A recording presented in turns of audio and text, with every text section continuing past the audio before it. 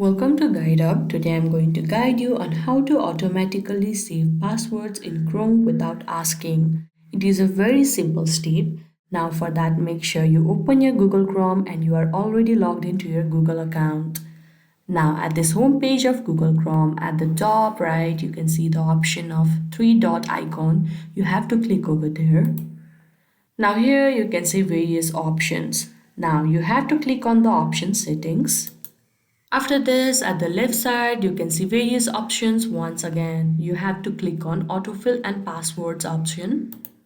At the first, you can see the option Google Password Manager. Click over there. Now here you will be lead to this page, and at the left side, you can see the option Checkup and Settings. You have to click on Settings.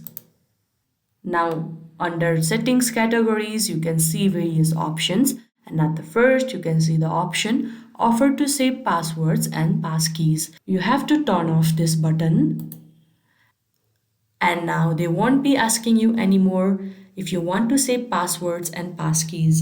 They will automatically save passwords in Chrome without asking. I hope this video was helpful. Don't forget to like this video and subscribe our channel Guide Up. Thank you.